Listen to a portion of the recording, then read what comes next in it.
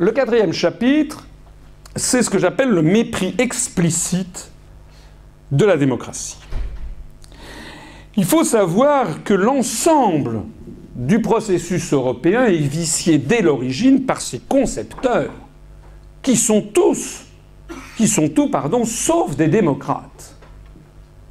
La personnalité essentielle à avoir conçu le maelstrom dans lequel les États d'Europe sont en train de s'enfoncer, c'est ce monsieur qui est un Allemand, qui s'appelait Walter Hallstein, qui est né en 1901 et qui est mort en 1982. Monsieur Walter Hallstein était professeur de droit en Allemagne. Il était un éminent juriste nazi.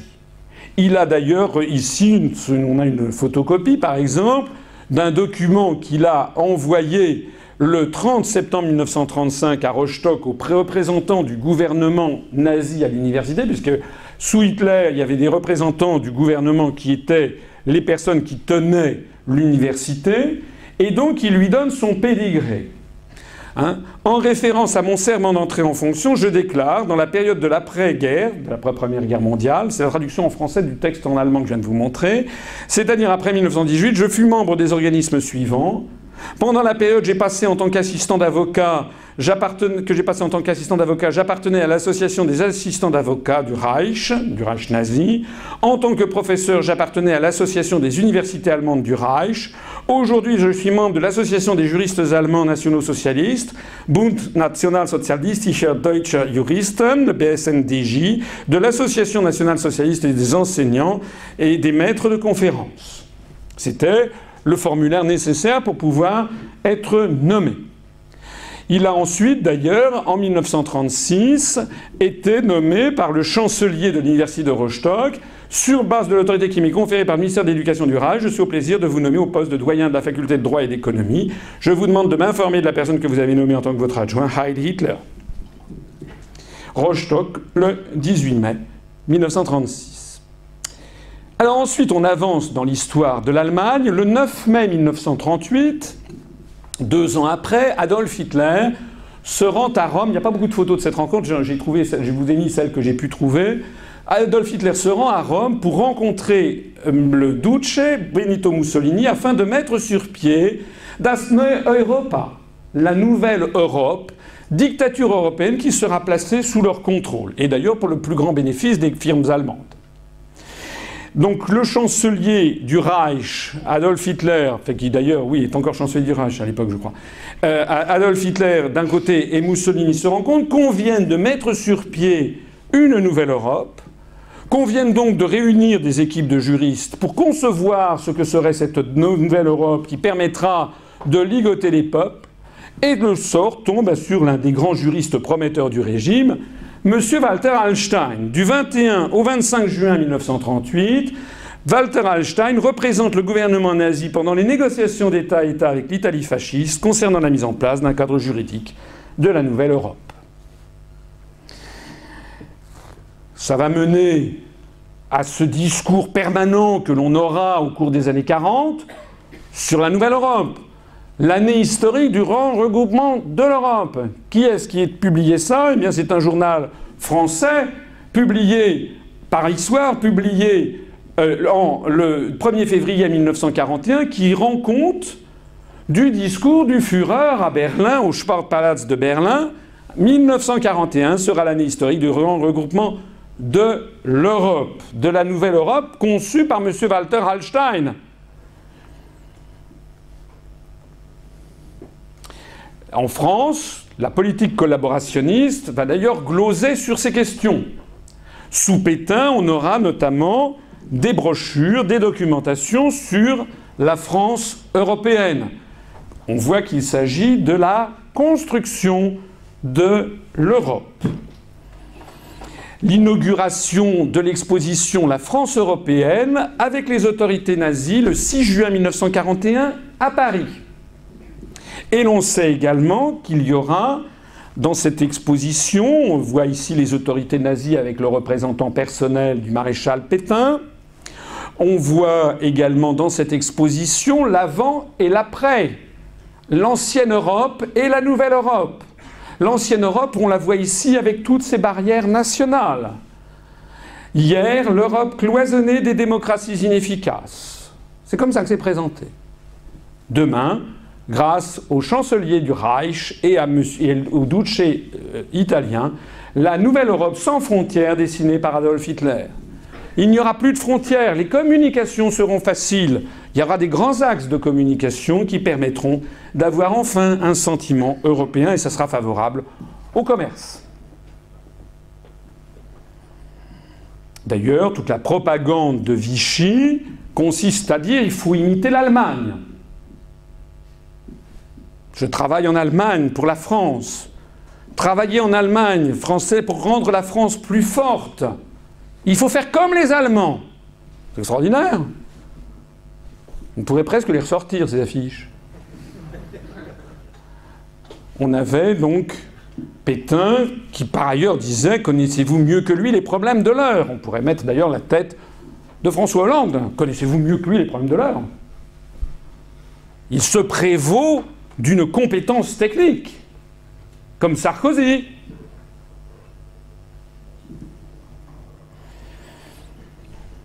Le chancelier du Reich développait donc toute une rhétorique. C'était l'objectif, hein. On a tendance à l'oublier. Mais la politique nazie, c'était bien d'avoir « Das neue Europa ist unschlagbar ». La nouvelle Europe est invincible. Europas Sieg dein Wohlstand, l'Europe se bat pour ton bien-être. Europas Freiheit, un soldat nazi qui se bat pour la liberté de l'Europe.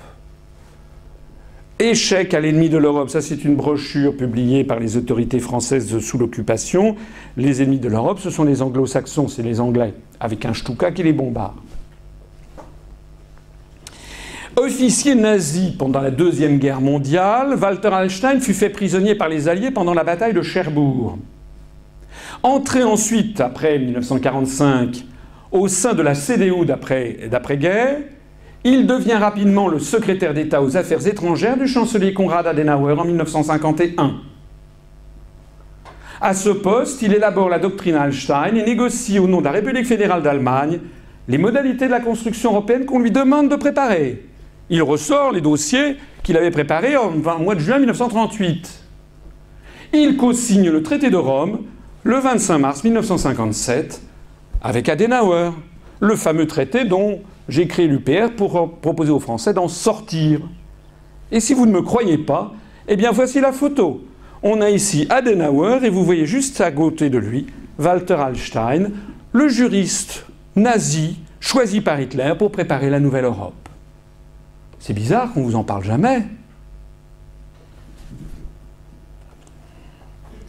Walter Hallstein fut ensuite le premier président de la Commission européenne, le prédécesseur de José Barroso. Il a été le président de la Commission européenne de 1958 à 1967, presque aussi longtemps que Jacques Delors. On a appelé ça la Commission Hallstein. Et dans le cadre de cette présidence de la Commission Hallstein, il présente en 1965 un plan qui prépare l'organisation d'une Europe fédérale. C'est justement contre ce plan Hallstein que Charles de Gaulle va intervenir en mettant le veto immédiat de la France avec la crise de la chaise vide. En France, toute la presse qui est déjà largement dans les intérêts anglo-saxons brocarde, critique fermement de Gaulle. Personne n'explique, d'ailleurs personne ne le sait en France. Aujourd'hui, en Belgique, je ne suis pas sûr que vous soyez non plus très bien informés. Quelle était la personnalité de ce type ? Comment ce Walter Hallstein, après avoir été un proche d'Hitler, a été ensuite récupéré par les Américains, comme beaucoup d'autres. Puisque les Américains, en fait, ont repris, ont recyclé un certain nombre de scientifiques, nazis, de juristes, de responsables politiques, pour reprendre les bonnes idées du chancelier Hitler à leur profit. De Gaulle a mis un veto, et De Gaulle obtiendra le départ de Walter Hallstein en 1967.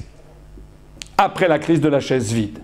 Mais comme vous le savez, De Gaulle lui-même n'est pas éternel, il quittera le pouvoir en 69, mourra en 70. Pendant ce temps-là, Walter Hallstein deviendra le président du mouvement européen, dont on sait de façon certaine désormais depuis l'article notamment du Daily Telegraph du 19 septembre 2000, qui a rendu public les documents confidentiels défense du département d'État américain pendant les années 50 et 60, M. Walter Hallstein a été donc président du mouvement européen qui était, et qui est toujours probablement, une créature financée par la CIA américaine. Voilà donc quelles sont les origines de la construction de ce BINS. Nous n'avons pas affaire à des imbéciles, hein. L'affaire de la fatalité statistique que je vous ai montrée en préambule, il fallait quand même le concevoir. De la même façon que le leurre habituel que l'on affiche devant les populations en disant on n'est pas contre une autre Europe, on n'est pas contre l'Europe, on est pour une autre Europe, il fallait le concevoir, il fallait quand même, c'était assez génial. On a affaire à une structure dictatoriale qui s'impose. Et je voudrais en citer un exemple, ou quelques-uns, le SOS du gouvernement grec abandonné.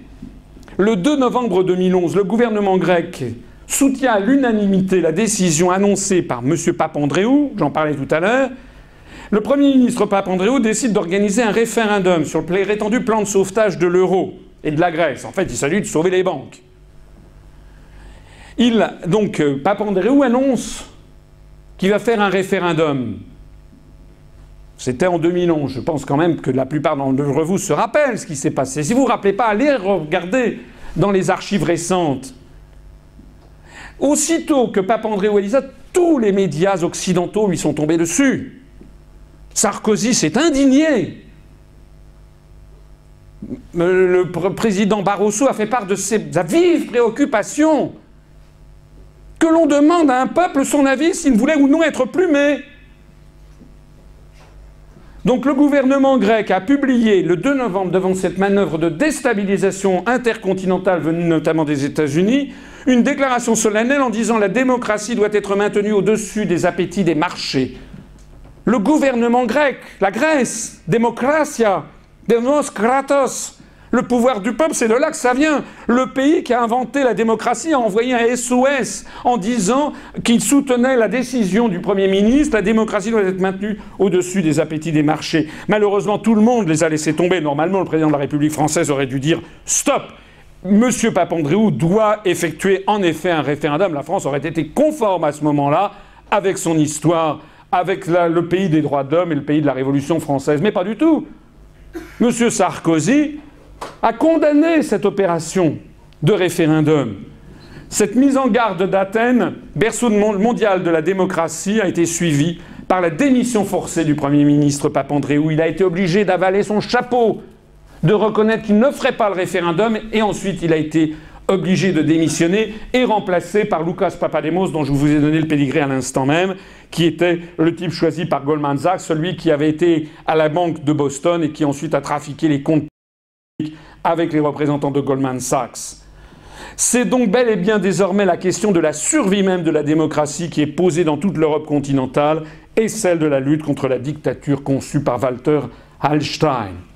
Le 6 août 2012, Mario Monti, dont je vous ai parlé tout à l'heure, ce dictateur européiste élu par personne, a invité les autres dirigeants européens à ne pas se préoccuper de leurs parlements respectifs. Il a osé dire, ce type qui n'avait été élu par personne, si les gouvernements devaient se laisser complètement brider par les décisions de leur parlement sans préserver leur espace de négociation, l'Europe risque davantage d'éclater que de renforcer son intégration. Il faut déjà voir comment les parlements eux-mêmes ne représentent pas l'opinion publique. C'est encore trop. C'est encore trop. Cette affaire, cette déclaration qu'il a faite, a fait scandale, notamment chez nos amis allemands.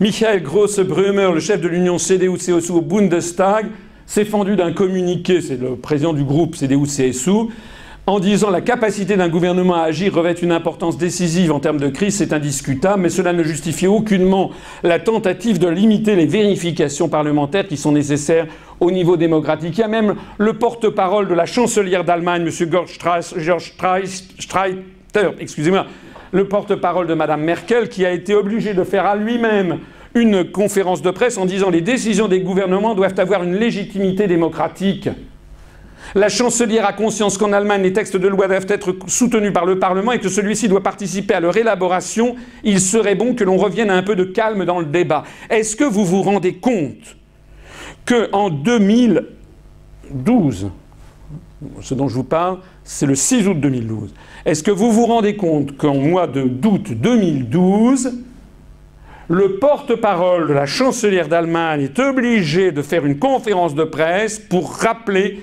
que les décisions des gouvernements doivent avoir une légitimité démocratique. On en est là. On en est là. J'insiste aussi au passage, je voudrais rendre hommage encore une fois à Olivier Sankara et aux organisateurs de la présente conférence qui honore cette université.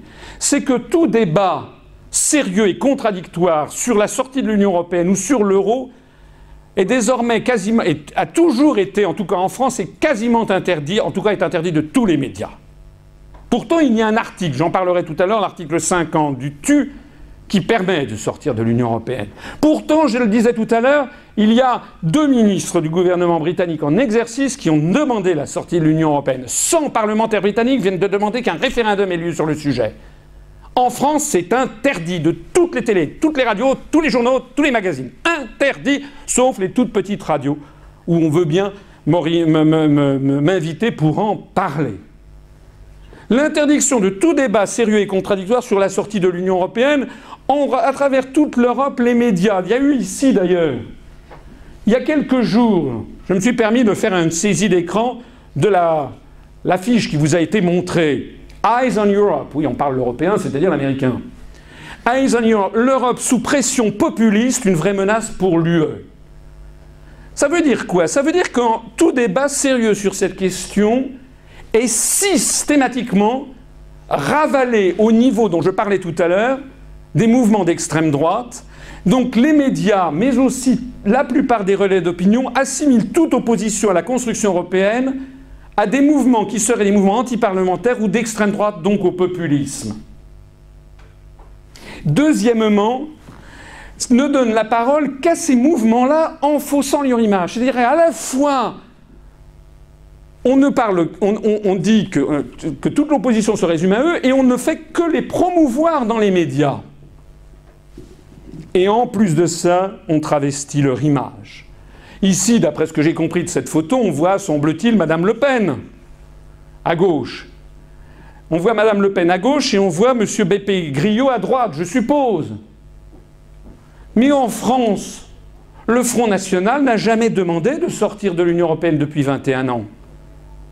M. Jean-Marie Le Pen est député européen depuis 1984. Ça va faire 30 ans. En cumulé, il s'est fait plus de 5 millions d'euros de rémunération, sans compter la rémunération versée aux assistants. En 30 ans, pas une seule fois, on l'a entendu prendre la parole pour demander la sortie de l'Union européenne. À différence d'ailleurs de M. Nigel Farage. Lors des élections présidentielles qui ont eu lieu l'année dernière, Mme Le Pen a envoyé, comme tous les candidats officiels, une profession de foi aux frais de la princesse et aux frais de l'État de la République française aux 46 millions d'électeurs. C'est le seul document, la profession de foi, qui va ensuite aux archives nationales et qui fait foi, comme le nom l'indique. Madame Le Pen, pas plus que M. Dupont-Aignan d'ailleurs, n'ont ni l'un ni l'autre évoqué dans ce document décisif la sortie, évidemment la sortie de l'Union européenne puisqu'ils ne la proposent pas, mais même pas l'euro. Si vous avez un doute, allez sur notre site internet, nous avons le scan de ces professions de foi, vous verrez les analyses que nous en faisons, des analyses minutieuses. Et ce que je vous dis là du Front National, je peux vous dire exactement la même chose du mouvement 5 étoiles de l'italien Beppe Grillo. Allez regarder le programme, la dernière mouture du programme du mouvement 5 étoiles. Il n'y est jamais question de sortir de l'Europe, au contraire, il est pour. Et en revanche, il n'est même plus question de sortir de l'euro.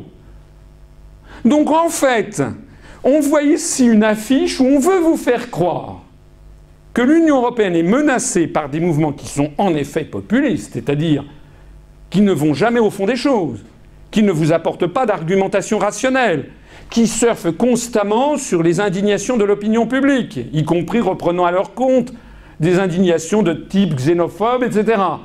Mais qui, le plus fort de tout, ne propose absolument pas de sortir de l'Union européenne ni de l'euro. Ceux qui le proposent sont rarissimes. En France, nous sommes tout seuls. Au Royaume-Uni, ils sont un peu plus nombreux, mais en France, personne n'en parle. Sur TF1 20h, on ne parle pas de ce qui se passe au Royaume-Uni. Les forces de gauche en France ne disent pas un mot sur le dernier communiqué du principal syndicat de transport britannique dont je parlais tout à l'heure.